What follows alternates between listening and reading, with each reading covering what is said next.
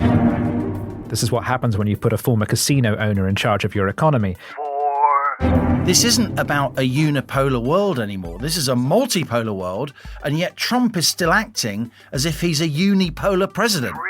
3. See everything in terms of money coming in, money going out. They don't understand human behaviour and how it changes, and that's what creates growth, and that's what can lead to more money coming in. And it's a delight to hear a Labour Prime Minister waking up to this. 2. The best thing is to do a trade deal with the US, and that includes dropping the crazy trade barriers. 1. We have liftoff. Welcome once again to Planet Normal, the Telegraph podcast with me, Liam Halligan, and ordinarily Alison Pearson. But the co-pilot's off on holiday, so I'm delighted to welcome back our esteemed Telegraph colleague, Tim Stanley. Tim, welcome back to the rocket of right thinking. It's a delight to be with you. Tariffs are the most beautiful words, said Donald Trump not so long ago. But the introduction of import charges on foreign goods sold in America is roiling financial markets across the world. The US president's introduced the steepest barriers to trading with the world's largest economy since the notorious Smoot-Hawley tariffs of the early 30s, which many economic historians argue turned the 1929 Wall Street crash into the deeply damaging Great Depression. Now the White House may have a plan to use tariffs as leverage to usher in more free trade, as other countries are forced to lower their barriers on US goods sold abroad. He may want to make the dollar weaker, to make the US more competitive, making America great again, as the saying goes, by rebuilding the manufacturing base and solid, well-paid, blue-collar jobs across the US heartland. But as the all-American boxer Mike Tyson once said, everyone has a plan until he gets smacked in the face. And financial turmoil across both stocks and shares and now US government debt is piling pressure on the Donald. Will he be able to stick to his guns? Meanwhile, in the UK, with all eyes on US trade policy, Labour's abandoned plans to hold even watered-down local inquiries into the grooming gang child rape scandal that's disgraced Britain. And co-pilot Pearson's astonishing interview with Ray Connolly, the husband of Lucy, the Northampton mum currently serving 31 months in jail for a social media post she quickly deleted, has caused an enormous stir. Alison's write-up of the interview has been viewed more than 50 million times. Link in the show notes to this episode. Lots to discuss, Tim. Great to have you on the rocket today, in particular, given your long-standing interest in and expertise of all things American. But before we start, I much enjoyed your latest Telegraph offering, a sketch of Keir Starmer's appearance at the Commons Liaison Committee. He started sounding a bit like his short-lived predecessor as Prime Minister, Liz Truss. He's become a critic of the OBR. The Office for Budget Responsibility. That's right, because the OBR, in its assessment of the impact of his welfare reforms, has said that people will become poorer. And as he said before the committee, I think it's very important to acknowledge that people's behaviour will change. Because, of course, the idea that we're going to come on to discuss politics versus economics, right? Later on. We always do. The idea is that if an economic change can affect a psychological and personal change. So if people get kicked off welfare, the OBR is assuming that they just become poorer. Yeah. Whereas what the government is saying is, no, they'll get a job or they'll upskill or something. And they'll start like paying that. tax. And they'll start paying tax. They might actually become economically productive. So it's very funny to see the same argument. Because as you know, with the Treasury, the OBR and everyone, they see everything in terms of money coming in, money going out. They don't understand human behaviour and how it changes. And that's what creates growth. And that's what can lead to more money coming in. And it's a delight to hear a Labour Prime Minister waking up to this. It's comparative static modelling that's in vogue across Whitehall rather than dynamic modelling. There you go. I'm very good. Wielding my economic nerd credentials. It was a great column, and the link is in the show notes to this episode, Tim. But what we've both really been getting our teeth to in recent days, in our writing and in our discussions and broadcasting and so on, is this introduction of tariffs by Donald Trump. Before we get into it, in historic terms, how big is this? It's huge. This is an economic experiment, a revolution. As I saw someone say this morning, this is what happens when you put a former casino owner in charge of your economy. It is an enormous gamble. But it's a gamble which comes out of the context of American history. It's not one man's random mad idée fixe, which is we should be making more stuff and selling it overseas. This is what Americans have been dealing with for a couple of hundred years. The tariff was the way in which the US government used to raise money.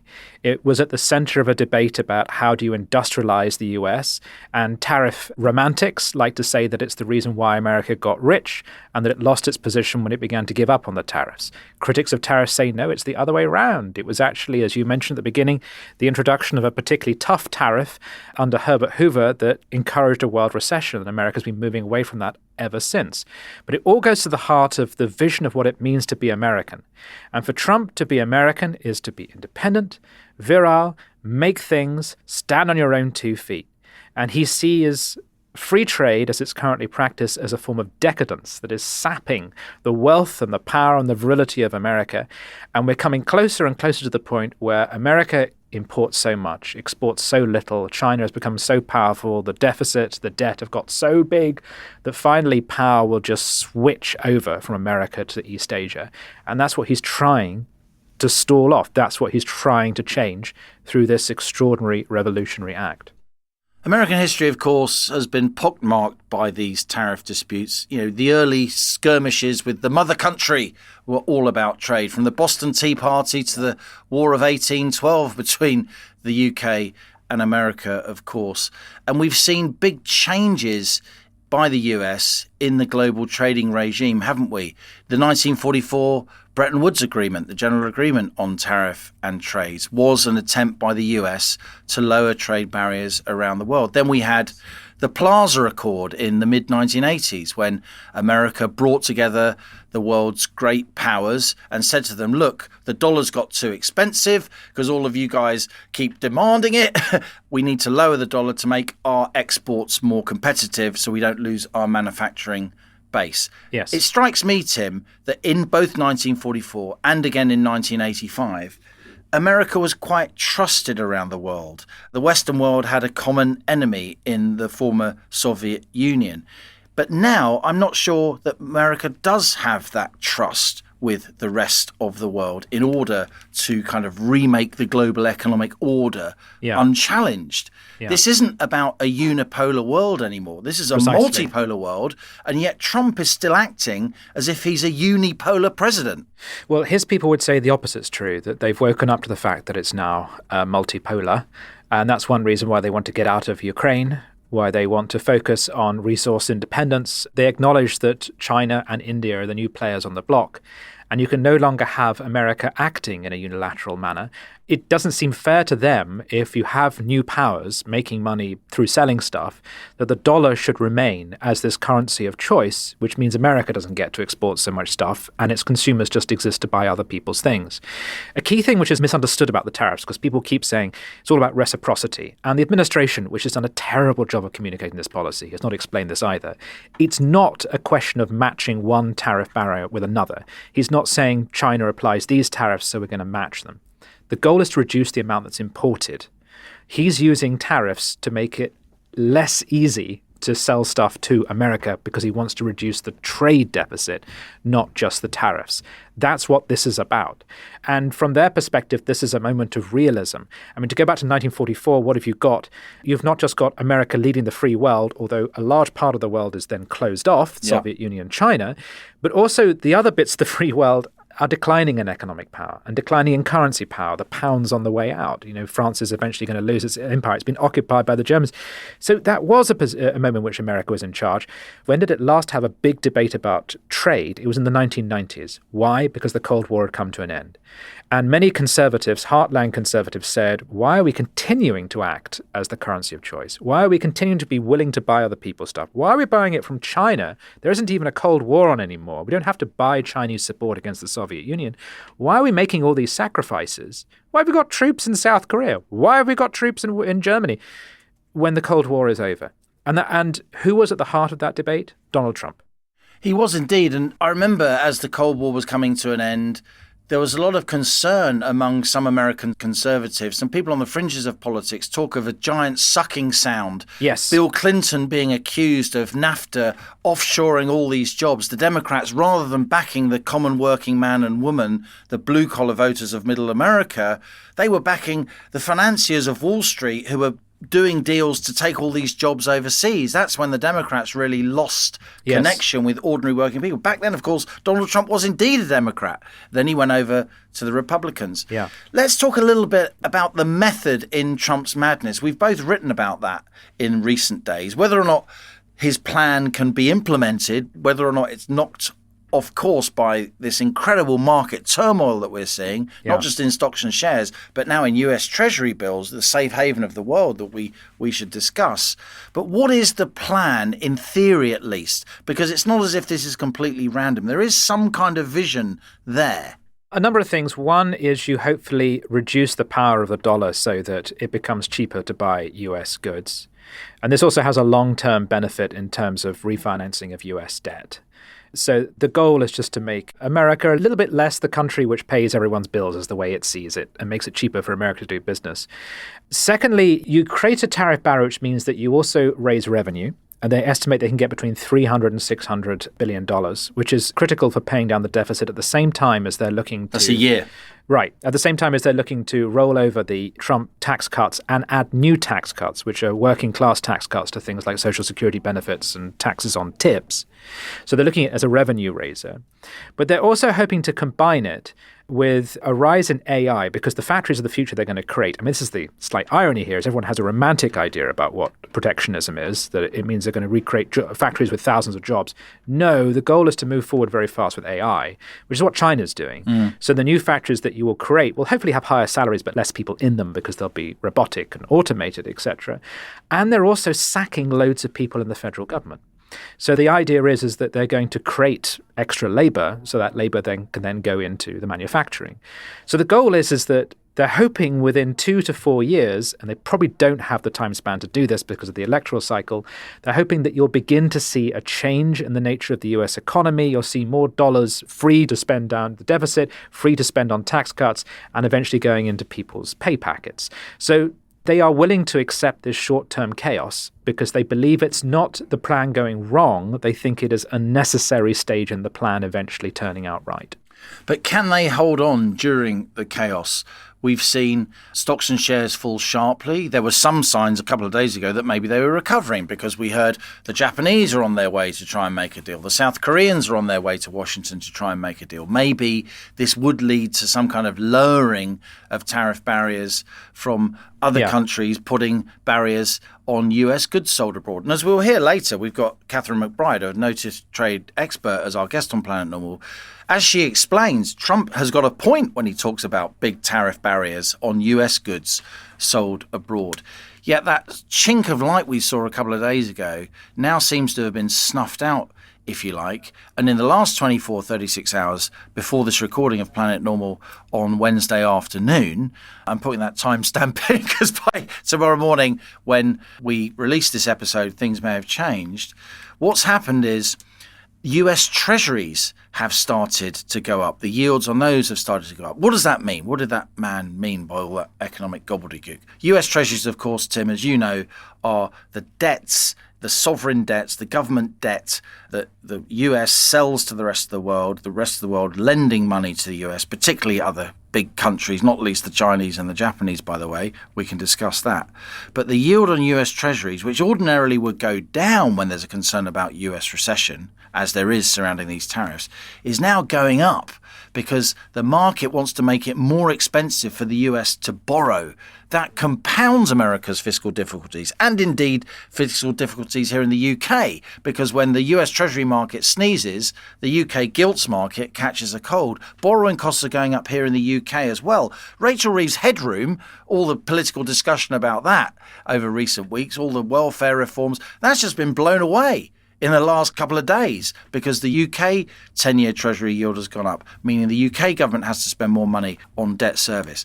It strikes me that this US Treasury market, which traditionally is a safe haven, it's the widest, most liquid, easily tradable market for financial assets in the world, that's at risk of really going haywire.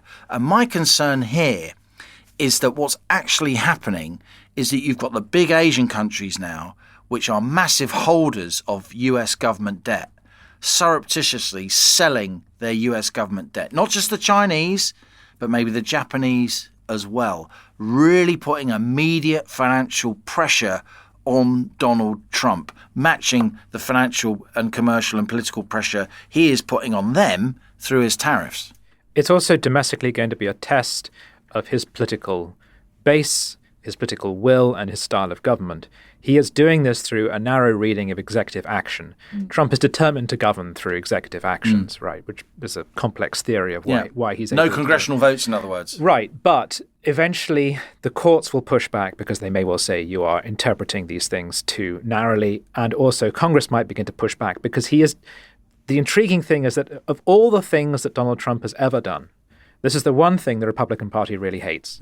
It's the one thing for which there is almost no constituency on the right for. And so he's coming off the back of an election win in which he's basically argued, this is my election win, I've remade the party. And the party at that point went, fine, great, we'll just do whatever you want to do. And then he does the one thing they absolutely cannot stand and don't approve of. Sacrifice free trade. Sacrificing free trade and also ruining the markets. And this is when we begin to enter the territory of how do you deal with a president whose entire party and increasingly members of the cabinet will oppose.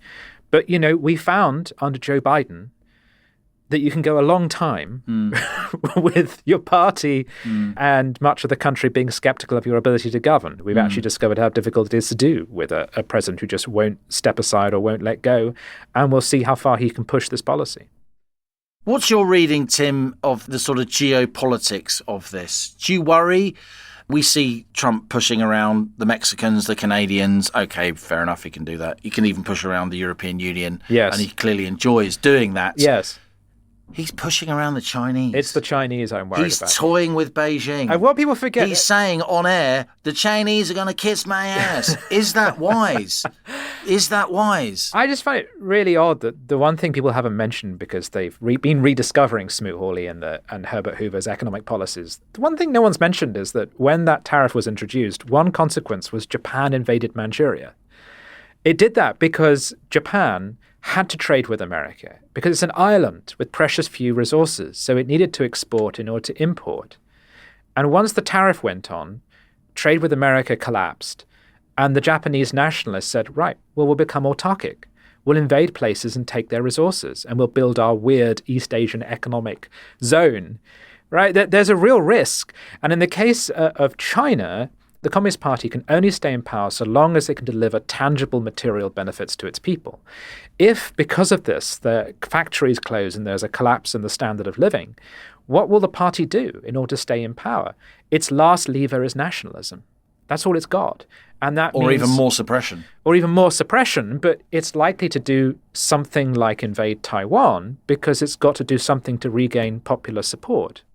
How much leverage do you think China has got? I've put out there the possibility that actually it's China orchestrating this spike up in US yields. Crikey, it really is the geopolitics stupid, isn't it, to coin a phrase when you're following politics and economics these days.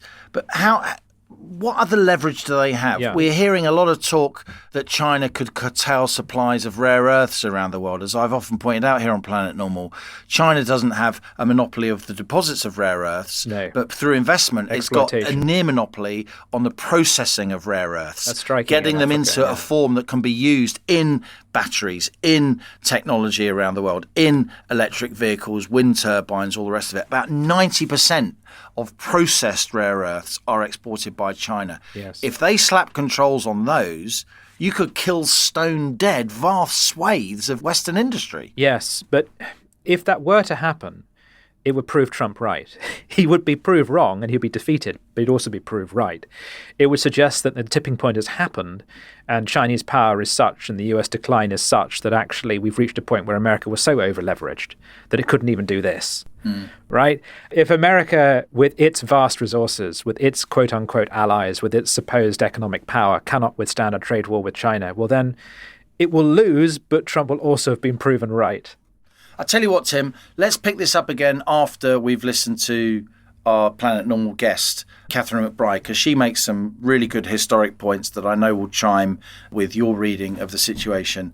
And, let's be clear, you and I are going to be writing about this in the Telegraph for weeks and months to come. This is the biggest story of the year. And I have personally been writing about this for about 10 or 15 years. You certainly have, which is why it's so great to have you on the podcast today, because I just want to talk about something closer to home. I think we were both shocked when we heard Jess Phillips stand up in the House of Commons representing the Labour government, talking about the so-called grooming gang scandal. Yes. A lot of people, certainly a lot of Planet Normal listeners, want a national inquiry into the grooming gang scandal, which of course has involved child rape on an almost industrial scale. And it now seems that the Labour Party, they won't only refuse to have a national inquiry into it, they're even refusing to have the 5 localised inquiries, which won't be able to call key witnesses or compel key witnesses, that won't be particularly well resourced. Even those 5 localised inquiries, a much diluted form of the national inquiry that many people wanted, even that, it seems, is now not to happen. Right. So the government's argument is this, that it is interested in all child abuse. And that is what Jess Phillips is working on. A woman who has devoted her life to working with the victims of domestic abuse and child abuse. And so when she gave her statement with relation to all abuse, most of which happens within the home, it was gutter politics for the Tories to stand up and talk about one variety of abuse, which is basically Pakistani grooming gangs, and to describe it in the most extreme terms in order to get a video on Twitter to provoke a reaction. And that's why there were angry responses, including from the Lib Dems, who got up and said, hang on, this is a statement about all child abuse, and you're choosing to racialize it because you want to make a political issue out of it. That's the government's argument. If we take it at face value, it's incredibly politically naive, right? We know that the issue everyone's thinking about right now is the Pakistani grooming gangs. So if you then try and talk about all abuse, then it looks like you're trying to lose it within the bigger issue so that we are distracted from it. That's the generous interpretation. The harsher interpretation is the government is deliberately, that's exactly what the government's trying to do. Because it wants to avoid a riot like we had last year. It just wants to bury something. It's doing it because it tends to be Labour councils that are affected. It's doing it because it doesn't want the scale and the scope of the corruption that was involved to be properly addressed. And it's doing it because it relies upon Muslim voters. And polling from constituencies, including Jess Phillips, shows that they are in real trouble with Muslim voters. I mean, this is the irony. Labour's trying to hold on to a constituency which increasingly doesn't like them. I mean, look at some very prominent Labour frontbenchers. Jonathan Ashworth, for instance, lost his seat in Leicestershire to a Muslim electorate. And that really roiled and shocked a lot of his frontbench colleagues. Yes. It struck me, Tim, that this was pretty, there was opportunistic politics there from the Tories. I must say I thought the young Tory MP Katie Lamb did a really good job. She didn't get much notice that Labour were going to make this statement. No. I do think they timed the statement when all eyes were on Trump. Absolutely. I didn't even attend it, even though it was my working day, because I didn't realise what the nature of the statement was. Yeah, and even though you've been as on this subject as Alison and I have been for a long time. There were no Reform MPs present. Right? Lots of people just didn't realise the significance. To coin a phrase used by a previous Labour special advisor, it was a good day to bury bad news. That's exactly and what Labour tried to bury this bad news. Yes. So while I agree with you the Tories were opportunistic, I do think there was a lot of political skill in how Katie Lamb responded. I think it's a really good speech from the dispatch box with not much notice. And I also think it just looks really, really cynical to try and not have a national inquiry. I mean, I experienced this when I went on Question Time and I was shouted down by the audience. Yeah. The ridiculous framed question was, is Elon Musk a friend or foe of the UK because he's calling out this child rape scandal? Yes. I mean, that's complete displacement activity to have a row about Elon Musk. Yeah. We should be drilling down into this issue and exposing it as much as we possibly can. Yeah. And the idea of having an inquiry just in 5 local authorities is mad because, of course, this happened in dozens and dozens of towns and cities, largely across northern England. Yeah. And I think if you try and bury these things, it just makes them a lot worse. It's also interesting to watch the clips of Phillips and Lamb speaking. Phillips has got a real problem in her delivery, which is She has been working on these issues for years. She knows that, and her colleagues know that, but the public don't know that. So whenever she talks about it, she adopts this sighing, tutting, eye-rolling tone of, well, you're interested in it now, but I've been doing it for 20 years. The public doesn't know that. Every time you do that, they just see a woman who appears to be annoyed that the question's coming up. And I do feel sorry for her because she is someone who was dedicated to these issues. But she's got to check that behavior because it made Lamb look like the person who was really concerned with this problem and her like a civil servant shrugging it off. And she's got to accept that her party has form on this, right? Her party has form on burying this issue. You know, talk to the brilliant Anne Cryer, who was a Labour MP back when I was a parliamentary reporter for Keighley in the north of England. She was back in the late 90s trying to raise these issues, and she was dismissed by her own party as racist. And I know it hurt her. It wounded her deeply. Another excellent Labour MP, Sarah Champion, she's been trying to raise these issues for a long time. Totally dismissed by Keir Starmer, sent to Siberia. Now she's barely back in the Labour fold. Again, that wounded her deeply. And Jess Phillips has to understand that it looks like Labour are trying to bury this issue again. With the timing of this statement and the cynical refusal to have a national inquiry, not least because the suspicion is Keir Starmer was Director of Public Prosecutions during a lot of the period that will become under examination. And as you say, the parliamentary arithmetic is such that Labour cannot afford to upset the very fragile, brittle Muslim vote in a lot of those red wall seats. The public perceives this as a specifically Labour problem, which is really bad for them. And also, they are failing to appeal to any constituency on it. As I've said, they're obviously alienating the white working class who live in those seats and whose children were targeted, abused. But at the same time, because of their ambiguous position on Gaza, they're also losing Muslim voters. So they find themselves defending a position of trying to maintain social order at a time when no one feels invested in them or increasingly in that social order. It just makes them look horribly out of touch, as if they're trying to suppress something rather than address it directly. And what do you make finally, Tim, before we go to our Planet Normal guest, of this Lucy Connolly case? My esteemed co-pilot has obviously, as she so often does, thrown her heart and soul into this story. She has, yes. She's written about it in an extremely authoritative way. She's won the trust of Lucy Connolly's husband. She's actively been in dialogue with him and indeed communicating with Lucy Connolly herself via her husband. Where is this going to end up? Can it be right that a mum from Northampton, having put something on social media, which was, of course, disgusting and racist, which she then deleted, should she be going to jail for 31 months when she's got a young daughter and a husband who has care requirements of his own? Shouldn't the judge have taken into account the mitigating circumstances here, how she lives her life as a childminder for a whole array of children from a whole array of ethnic backgrounds, as a mum who was bereaved because the NHS made mistakes and so is hypersensitive to the idea of any harm coming to children, as so obviously and grotesquely happened during these Southport murders? See, I think it's interesting you're listing all these extenuating circumstances. This is exactly the Sentencing Council's argument when it comes to reports, why we should have reports about defendants. I'm more of a more black and white view, which is that if you do a crime, you should do the time that's appropriate for that crime.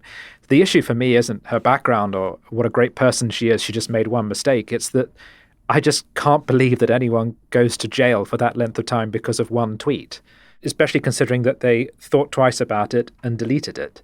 It was indeed horrible. It may well should come with some kind of punishment.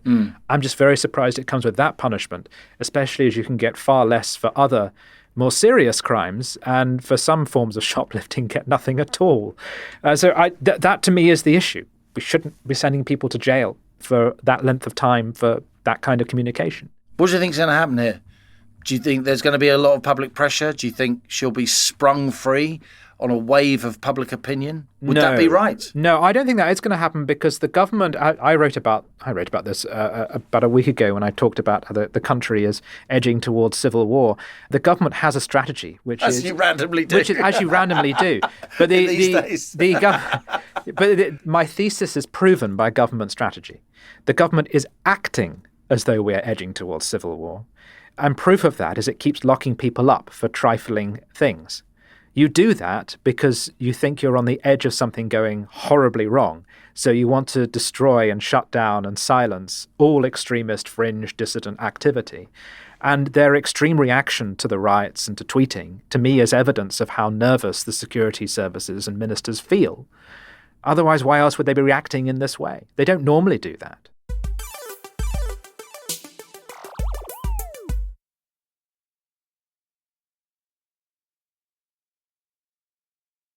And now on to our Planet Normal guest. Catherine McBride's an economist who specialises in trade and was a member of the UK's Trade and Agricultural Commission. A proud Australian, she worked in London's financial markets for 19 years, trading derivatives, before working for think tanks and writing about trade and economic policy.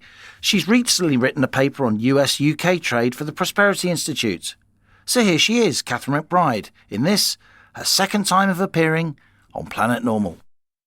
Catherine McBride, great to have you back on the rocket of right thinking. Let me start by asking you, when Donald Trump says on the White House lawn the rest of the world has been unfair to the US, putting high tariffs on the US, higher than the tariffs that the US previously had, does he have a point? Yes, he definitely has a point. And one of the most interesting things I've read recently, and despite the 400 odd pages it's worth going through, is the USTR's, that's the US Trade Representatives, list of trade barriers by country. And you can flip through the countries if you don't want to read them all. And they've gone through it meticulously, looking at all of the ways people stop trade, especially with the US. It's quite extraordinary. The US invented the present system, which is now, we call it the WTO, but it started as the GATT after the Second World War. General Agreement on Tariff and Trades. The idea was to lower tariffs and have free trade to help all of these countries that are being devastated by the war to build themselves back up again. And instead, a lot of them built themselves up and then kept all of their barriers and made them worse. I've been so laughing out loud at the stuff I've heard out of the European Union, who have no self-awareness. They have a tariff wall around them, and it's not just very high tariffs. They have ways of blocking trade with what we call non-tariff barriers, so that things must align exactly with the way they make things rather than achieve the same result. And this keeps a lot of US stuff out of the EU. Let's just talk in particular about cars then, for instance. The EU is a customs union. By definition, that means it's got a tariff wall around it. What's the experience of European car makers when they export to America compared to American car makers when they export to the European Union? Well, I'm going to start a bit before that, because interestingly, this is not the first rodeo for the US versus the EU on vehicles. Back in the 60s, the US was the first to really industrialize chicken production, and they had intensive chicken production, and they could undercut the EU, who also had intensive chicken production. It was called the EEC, but not as big as America. So they put a non-tariff barrier on US chicken, which they now call chlorinated chicken. And so the US retaliated, and this is President Johnson, who's a Democrat, and they put a 25% tariff on EU-made trucks. In fact, they put it on everything because they were obeying the rules of the trade agreements, so that all truck exports to the US had to have 25% tariffs on them. And what happened was revolutionized the way we make cars, because the Japanese actually moved the production into the US to get around it. And the Germans had this brilliant idea. They would make all the parts in mass-produced factories and just assemble them, send the parts to the US and assemble the trucks in the US, which got around the tariff wall. And consequently, since that time, we've pretty much been doing this with car manufacturing all over the world. So that's why you get this massive amount of trade in car parts, because it makes sense to do all of the engines in one place and all of the hubcaps somewhere else, and the wheels are all made somewhere, the chassis somewhere. So it's actually was because of getting around that tariff. We changed the way we make vehicles. That was especially geared to trucks. But for cars, you could take cars into the US. There's only a 2.5% tariff. That was pre this latest announcement. And how does that compare if you're making cars in America and you want to export them to the European Union? Well, the European Union will puts a 10% tariff on those cars. So 4 times more. So 4 times more. And they've had that for years and years and never noticed. They've just forgotten about it. But the EU has another thing, which is value-added tax. One of the reasons that the US has become the world's apex consumer is because they have virtually no consumer taxes. There's no federal consumer tax, and some states have a state sales tax. But the highest one is California, as you would expect, at 7.5%. But several states have no sales tax either. It means that if you go through the Bogovian idea that you tax something you want to stop and you don't tax things you want to encourage, the US has basically encouraged people to consume. They've encouraged their people to buy things because they don't tax stuff you buy. The European Union is the exact opposite. They've tried very hard to tax consumption to stop people consuming things, which is also why they've geared, especially Germany, they've geared their whole economy into exporting things because they actually make it very expensive for people to buy them. So you get this weird perverse idea where a BMW is cheaper in the US than it is in Germany, which is technically the definition of dumping because Germany adds all of the VAT to it. Meanwhile, when a US car goes into Europe, not only do they have the 10% tariff, but they also add the VAT, import VAT to it. So it's suddenly a lot more expensive. And the US find it hard to believe that because they live in a world with no sales taxes. And the Europeans can't even comprehend of a world with no sales taxes. They're so used to paying consumption taxes, which are built into the price in Europe and the UK as well. So that you just pick it up off the shelf and it says it's £20 and it doesn't say how much of that is tax. Where if you go to America and you buy something, you take it to the till and suddenly it's more expensive than you thought it was on the shelf. And when you query that, they go, oh, that's sales tax. You go, what? You know? So there's a kind of cognitive dissonance here. How did you feel when you saw Trump on the White House lawn with his kind of game show style list of tariffs that other countries impose on the US? You are an out-and-out trade expert and noted for it, Catherine, because pretty much the whole of the political and media class across Europe and across the UK, many economists looked at those American numbers and said they're insane, they're not right. Did you think they were right? Well, that's because they, hadn't read the USTR report, which had already been published. So they'd had 2 days to read that and didn't bother. But they'd also never looked at any trade figures. And this is also not Trump's first presidency. So when he came in last time, 2016, he put 25% tariffs on China, which the Western world didn't seem to notice because it didn't affect them. And when Biden came in, he didn't get rid of the tariffs on China. In fact, he doubled them. Trump did actually put 50% on Chinese EVs, but 25% on other things. Biden doubled them all so that the 25% went to 50 and the 50% on EVs went to 100. No one in the Western world even noticed. No one cared. But what the Chinese did, just as the Europeans had done in the 1960s, is they then moved production. You just go trade diversion. So trade was, they either moved a factory into Cambodia to get around the tariff, or they sent semi-manufactured goods to Mexico and put them together there. So you can see in the trade figures that back in 2015, China was by far the biggest supplier of imported goods to the US. And now it's Mexico. And that is pretty much, they're almost two lines intersecting. Basically, that's why he's very angry with Mexico, because Mexico has a free trade agreement with the US, as does Canada. But suddenly the Chinese were just moving goods there to get around a tariff barrier. Tariffs are done by tariff code.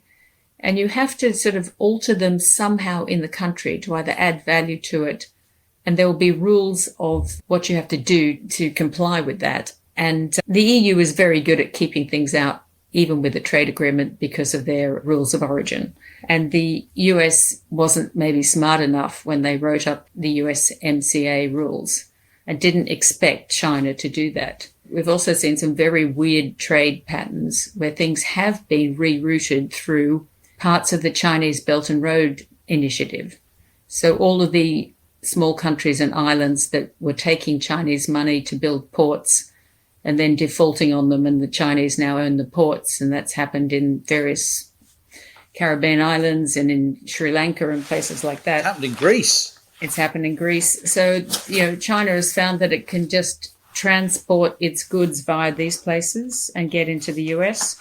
And weirdly, I was looking through the list of places they've imported from, and even something which I didn't even know was a thing. I hate to admit it. I know one of my colleagues is having a lot of fun making little pictures of penguins negotiating with Trump. But the French Southern and Antarctic territories has actually exported. Suddenly their exports in 2023 were 4.5 million US. And it's like, what? What were those penguins sending us from the French Antarctic Obviously territories? using a sort of round-tripping mechanism to circumvent the rules. Exactly. So we've established that there were serious tariffs on US goods being sent abroad. We've established that the rest of the world has been doing everything it can to circumvent US trade rules. So does that mean, Catherine, do you think Trump has a plan? And if he does have a plan, is it coherent?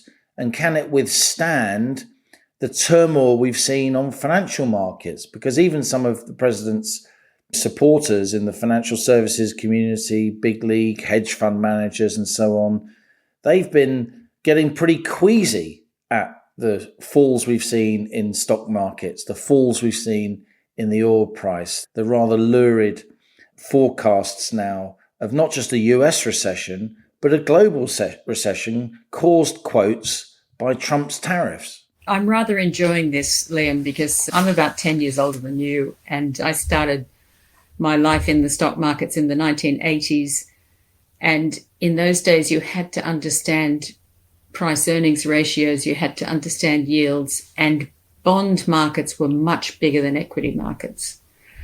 The equity markets are coming off for a couple of reasons. One, you're seeing a flight to quality, so people are going to bonds and getting out of equities, which have admittedly gone up and up and up. So they were very heavily overvalued, stocks and shares, before Trump overvalued. made these announcements. I think there's something called the Case-Shiller Index, isn't there, which is a general that price earnings ratio of equities. And it's been at a historic high now for quite a long time. Yeah, and because there was no alternative investment, basically. There was nowhere else to put your money. Now suddenly there is. So we've seen that, and that's been fantastic for Trump because it's actually making the US borrowing on its debt cheaper.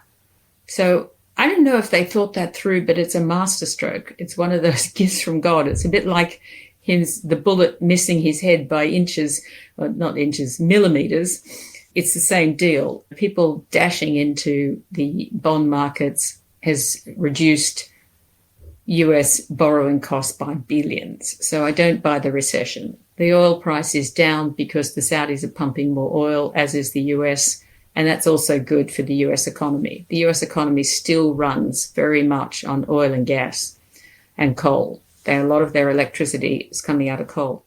That'll also be good for Japan and Europe, who both have to import all of this. They're not blessed with oil and gas, and Europe, the few countries that do have oil and gas, like the UK and Norway, well, Norway's using theirs, but the UK's keeping theirs in the ground. It's like just let's unpack that Treasury yield point, Catherine, because it is quite a technical one. I completely know what you mean, though. What you're saying is that since Trump started talking about tariffs and actually implementing tariffs, there's been a rush into bonds. That means the yield on US Treasuries debt that the US government issues has come down from about 4.75% to nearer 4% over the last few months. And that means that the US will save tens of billions of dollars a year in debt service costs. Yeah, I think a lot of the people are not thinking clearly, because we have a generation who've never seen a bear market in charge. And we have a lot of money invested in trend-following funds. So the BlackRocks and the Vanguards have got so big because they were just following the index. Well, suddenly you can't do that anymore if the index is going down or hovering. So if you get a market that the trend is down, no one wants to go in a trend following fund. They want to go back to stock pickers. They want to look at what's happening. Now, things like Apple, they sell all around the world. And the only country that's put their tariffs up on Apple's goods is the US. So why people are pummeling this stock, I'm not sure. And they're also moving a factory into the US. They started that before Wednesday, last week. They've known, I think, that this was coming. It was coming under Biden as well. Everyone has been trying to reindustrialize the US. They've all realized during COVID how vulnerable we were to getting all of our base ingredients from China. And it wasn't just semiconductors, it was as basic as the ingredients that go into pharmaceuticals. They were all coming from China, and when China closed its factories in 2022, we all discovered we couldn't make cars because we didn't have a tiny chip. We couldn't make pharmaceuticals because we'd run out of ingredients. It's incredibly important for the world's security to get the US and the UK and a lot of Europe making that base ingredients again. How does this work out in a way that is good? And what are the chances of that actually happening? The best thing is to do a trade deal with the US, and that includes dropping the crazy trade barriers. Ursula von der Leyen said yesterday, we're going to drop our industrial tariffs to zero. Well, their industrial tariffs are already very low. And she doesn't mention the trade barriers. She never talked about lowering their consumption taxes. Does the UK still charge those EU-era tariffs on the US, even though we've left the EU? We were moving away from them. And when the USTR was doing its research, we were in the process of approving, say, gene-edited plants and things like that. So the US gave us a sort of an A-, if you like. We still go on and on about chlorinated chicken, even though I've spent many years living in the US eating chicken and I'm fine. Well, they don't even use chlorine. And by the way, I eat so much salad here, I'm probably dead from chlorine anyhow. And I keep drinking water, So you think this whole chlorinated chicken is just absolute scaremongering protectionist nonsense by the EU and a pro-EU British press? 100%. There is nothing else for it. A, we use it in our water and we use it on washing salad everyone buys in the supermarket. B, the most common form of food poisoning in the UK, and you will find this on the websites of the NHS and various health services, is Campylobacter, which is the disease in chicken that the US kills using ultraviolet light. Okay, which is not chlorine and it doesn't hurt you. Otherwise, they use paracetic acid, which is a bit like vinegar. So the rubbish I read about this just cracks me up. If they could sell chicken now into the UK, if they met our food standards, which would require them to add diseases to their chicken. Think about that. Could we do a trade deal with America? Could it happen? We do not have a choice. We cannot retaliate. Our biggest imports from the US right now, we do have almost equal trade, but that's because we've stopped using our own oil and gas. So we are importing not only liquid natural gas from the US, we're also importing the wood pellets that we use in our biomass. Which is madness. And madness. We're transporting wood chips across the Atlantic in a diesel-powered container. And we're also importing ethanol from them. And ethanol, they can make with corn. You will notice if you get to have a petrol car that now all petrol in the UK is either E5 or E10. That's the proportion of ethanol it has in it. Ethanol, because it's made from corn, gets hit with our very high, eye-wateringly high agricultural tariffs. So we're charging something like 24% on ethanol that we have made a rule has to go in our petrol. And one state like Nebraska has 3 times more arable land than the whole of the UK. The US has the excess production to make ethanol from corn. The UK does not have extra land that they can decide to... So why put a tariff on it?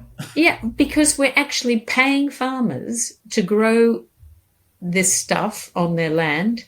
2.2% of the UK's farmland is presently turned over to this stuff. And therefore, we're tariffing the stuff we could import much more cheaply from the US and keep our valuable arable land for growing food. And instead, they're going to pay people to put solar panels on it, which are made in China. It's like, I despair. Will common sense prevail, Catherine? Final word. Do you think the US would do a trade deal with us? I hope so. We are very lucky that Donald Trump is a big fan of the UK's. I hope King Charles and Queen Camilla absolutely give him a ride in the gold carriage and all of that stuff. We desperately need a trade deal with the US. We rely on US military protection. It's a very dangerous world at the moment. China is making all sorts of threats that they are going to fight this to the end. When China could Dorothy tap its heels together and finish this immediately by encouraging its own consumers to buy the stuff they sell the US. That's all they have to do, and they will never do that because they do not want to create a consumer society, because they will lose control. The EU could solve it just as quickly if they lowered their consumption taxes.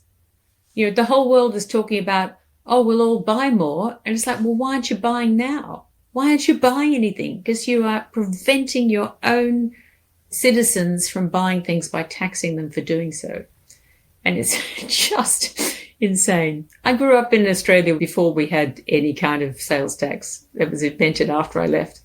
And I've always, as someone who trades commodities that are purely supply and demand driven and are beautiful markets to trade, I look at sales taxes and you just destroyed the economic theory that works exactly as it says on the tin. Just gets blown apart when you start taking 20% out for the government. Catherine McBride, an economic tour de force in historically turbulent times. Thanks so much for appearing once again on Planet Normal. Always a pleasure, Liam. So there she is, Tim, Catherine McBride. We seem to have, along with myself and co-pilot Pearson, a series of economists appearing on Planet Normal in recent weeks and months. It really is a sign of the times. Yeah, it's good. It's a good thing. I think a huge amount of knowledge there from Catherine, of course, a lot of historic context, but also something that Catherine's been talking about for months and even years. She raised the prospect of a trade deal between the US and the UK. Could that be one silver lining to these tariff clouds? Do you think we could do a trade deal with the US? Should we? Everyone thinks Trump is going to come out of his meeting with Charles at Buckingham Palace and say, we're going to do a deal, the best deal ever, and it's mostly in Paddington Bear we love. We love to say Paddington Bear. That's one theory. I don't know if that'll happen for reasons we discussed earlier, that this isn't just about reciprocity and tariff levels. This is about the trade in goods itself. Though having said that, what does America buy from Britain? Well, cars is one very important and thing. A lot of financial services. But it's financial services. Yep. And Which Trump's they could block. So he's not talking about tariff that. on financial services yet. Yeah, he's not so bothered about that. Plus, he's going to have issues with agriculture. He might want to sell us more stuff, and if we can put up with our chlorinated chicken. The irony... Catherine, of course, disagrees. She says that's just complete fiction. I know it is. I say it just to wind people up. But, everyone points to us. Because of Brexit, we are now negotiating from a different position, because the EU now finds itself behind a tariff wall of 20% rather than our 10%. There's an irony here, first of all, among the reformers who keep saying tariffs are evil. Hello, what do you think the EU does? It applies tariffs. If tariffs are wicked and disgusting, why does the EU have tariffs? But also there's a bit of irony here for the Brexiteers. Some of my free trade Brexity friends will say, I can't believe Trump's doing this. Well, we did this. We voted to put ourselves outside of a tariff protective union. And we took all the risks and blows that came with that, including the wall that now exists down the Irish Sea. In a way, this is a decision as revolutionary as Brexit, just on a global scale. I'm enjoying the irony of Keir Starmer, of course, who did everything in his power to stop Brexit, to try and reverse the referendum of June 2016 before it had even been implemented. Disgracefully, I thought, all the parliamentary chicanery of the meaningful votes, and there were Tories who did the same, obviously the Letwin Amendment and all that nonsense that gave the country a nervous breakdown. So I think there's an irony here, because he's very glad that we've only got 10% tariffs compared to 20% for the EU. Look, I think a US trade deal with the UK could happen. We do 20% of our trade with the US. It's our biggest single country trading partner. My concern is that, as you say, Trump may demand a lot of access for US agriculture, which will give our beleaguered agricultural sector even more headaches on top of Labour's preposterous changing of inheritance tax rules, which are really hitting family farms. I live in a relatively rural part of Britain. I've got to know many farming families over recent years and heard all about their travails when it comes to how the supermarkets squeeze them on price and the massive bureaucracy they have to deal with. And I wouldn't want to see a deal with the US done solely off the back of farmers, with them dealing with the most costs of adjustment. I just don't think that would be fair or just, and we desperately need our agricultural sector to remain not just healthy but viable to maintain the stewardship of our countryside. So I have a big reservation there. I have to say, though, I do agree with Catherine McBride that the time now may be ripe for us to do such a deal. And we talked a lot about the market turmoil earlier, and this situation could easily blow up. This could easily be another systemic moment in global history where financial disaster dominates the headlines for weeks and even months. I don't want that, but I do think we are now entering that territory, and I say that with hesitation and regret, but I also say that advisedly. I don't say it lightly. And my concern is that we end up in a situation where his plan completely falls to bits, and then we have yet more political chaos in the US. The Western world is seen to be deeply shamed by this. Any pretense we have of global hegemony or anything like that gets completely vaporized, and there's a sort of collective nervous breakdown across the Western world, which I do think will undermine living standards in this country and beyond. It's forcing the Liberal Democrats to become protectionists. They've embraced a trade war policy. I don't know if you've seen this. They're arguing for buy British. What would Gladstone have said? My God! And lovely Tim Farron stood up in the Commons on Tuesday and said, "Isn't it time we started to make more of our own?" And I couldn't believe the world I'm living in now. These world shocks, like the oil shock of 73, they can force governments either to try to stagger through and protect the old consensus, or, like it eventually did, heralded monetarism and a change in the state and Western economies and force them to adapt. That is what should happen in this case in the UK. We have to radically rethink what we do and how we do it and what we're spending money on. And I would love Britain to be able to be an autarkic protectionist state like America wishes to be. It speaks to my romantic sense of us all riding bicycles around small villages and eating our own organic food, etc. I love all that. The smack of leather upon willow. Precisely. I love all that stuff. But the reality is that the one thing Britain can be and should be is flexible, because it finds itself neither in the European tent nor on board with US policy, and it has an opportunity here to play to its strength of being a free trading power and a financial powerhouse and things like that. But that's going to require us to change our state and the way we do things. And Labour is doing some of that stuff with regulatory reform, and that we've just announced a theme park. You know, this in Bedfordshire. In Bedfordshire, this is good stuff. Good for them. But their model is still Great British Energy, right? Their model is still corporate state. Dirigist. It's still, we have a collection of industries. 1970s we intend revisited. to make them work and all this sort of stuff. And you're thinking, okay, but what we should be doing is reacting fast, really fast to this stuff, and taking opportunities where they arise and getting Britain to offer whatever it is one bloc or another can't right now offer. We need Britain to become like a giant pop-up store. Right? It is the only way we can react to this, because that's the position we're in. We're a minnow in an ocean, and we've just got to be like agile in the way we swim.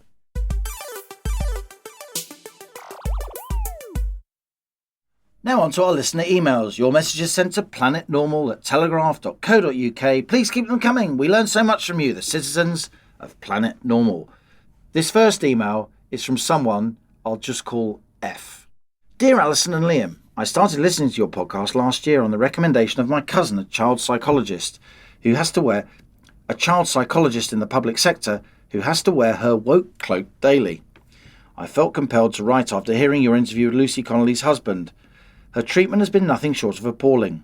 That story, along with Alison's own ordeal with the police, is what ultimately led me to withdraw my application to join my local police force. I'm ex-military, fit, capable, motivated by a lifelong desire to serve my country. I left the army due to limited opportunities, poor leadership and frankly terrible accommodation. If only I'd been stationed on the Bibi Stockholm. From the outset, the police recruitment process raised red flags, lengthy questionnaires on my ethnicity, sexuality, schooling and my parents' professions. You can imagine my hesitation in ticking the boxes: white, British, heterosexual, privately educated, child of a barrister. My only apparent, quote, advantage was being a woman, a real one, with chromosomes to prove it. Still, I went through the interviews, assessments and fitness test, a single bleep test to level 5, barely a warm-up. I even organised a ride-along, which was the final wake-up call. The officers I met were disengaged and uninspiring. None spoke of policing as a career or a calling. But it was your treatment by the police, Alison, that was the final straw. I refuse to join a force that targets its own citizens rather than protects them. And I know I'm not alone. The police are driving away people of integrity, those who could help restore the standards the public deserves. Not for me. Thank you both for your courage and clarity. Please keep fighting the good fight. Sincerely, F. And an email here from Peter, who says, Dear Alison and Liam, during the interview with Ray Connolly, there was a repeated mention of how Lucy Connolly isn't racist, how she had worked with and cared for non-whites, and of how several non-whites had vouched for her lack of racial prejudice. I feel discussing these extenuating circumstances is rather missing the point, and is arguing within parameters set by the blob which delights in her imprisonment. Some may well find her tweet offensive, but the idea that people should be imprisoned for being offensive is the most offensive opinion of all. The mistake she made was to plead guilty, as did so many others who were rushed through the courts last summer and are now at His Majesty's pleasure. It will be interesting to know what legal advice she received, if any. Was she convinced to plead guilty to avoid a lengthy period on remand? Lucy was jailed for 31 months. It is worth pointing out that Judge Inman has recently sentenced Harris Ghaffar, who took part in the mob attack on the Clumsy Swan pub in Birmingham during last summer's riots, to a mere 20 months for violent disorder. Keep fighting the good fight, Tom. And yet more economics here on Planet Normal, even without Alison's esteemed presence as our resident economic conehead. This is from John. Hi Liam, you mentioned the Laffer curve on Planet Normal. I noticed that Laffer didn't specify what the optimum position is. I would guess it's somewhere to the left of 50%, depending on lots of factors like demography, size of the workforce, etc. This is, of course, the Laffer curve, the idea that you get more tax revenue if you lower tax rates once taxes get to a certain high point. Surely, says John, the real reason is the gap between the optimal Laffer position and the amount of government spend. If optimal Laffer is 40% and spend is 45% of GDP, then misery will ensue and vice versa. But I do agree with you that increasing taxes will encourage behavioural changes to avoid them, while reducing taxes will generally encourage more enterprise and less avoidance. Bit of a conundrum, isn't it? It seems to depend more on the starting point of tax and whether it goes up or down from that point. Regards, John. There you go, Tim. Planet Normal listeners discussing exactly that issue that came up in your sketch on Keir Starmer at the Liaison Committee. Whether when you forecast tax revenues, you do so in a dynamic way that takes into account human behaviour, or the static way that so many Whitehall economists seem to practice, in my view. How's it got to this point where here on a general podcast we're discussing the finer points of the Laffer curve? Here's one from Merian, who says, regarding Lucy Connolly, the problem with police overreach comes from the top. I have no doubt many rank-and-file officers are horrified at what has happened to the police, but fear to speak openly. And John says, on Marine Le Pen and lawfare, Alison and Liam, Lavrenti Beria, head of Stalin's NKVD, the secret police, said, show me the man and I'll show you the crime. Would pretty boy Macron survive a similar inquisition? Best wishes, John. And on that Soviet-era bombshell, that's it from Planet Normal for another week as we leave our sanctuary of sweet reason, our flying refuge of reasoned views. Email of the week. Tim, do the honours. I'm going to say it's Peter, because his email was pretty much everything I had said before I even read it. And he said it much better than me. So, Peter, send us an email to planetnormal@telegraph.co.uk. Put in the subject heading mug winner. Send us your postal address and a rare as rocking horse poo Planet Normal mug will wing its way to you. If you enjoy Planet Normal, please subscribe to this podcast and leave us a rating and a review on Spotify, the podcast app, or wherever you listen. It helps others to find us so the Planet Normal family can grow. And as we speed away from our beloved planet Normal, the madness of planet Earth comes back into view. Thanks as ever to our producers Isabel Boujard, Cass Ho, Louisa Wells. Thanks to the brilliant Tim Stanley. Great to have you here in the Planet Normal cockpit in your rather fetching V-neck, if I may say so. Thank you. Stay safe and in touch with us and with each other. Until next week, it's goodbye from me. And it's goodbye from him.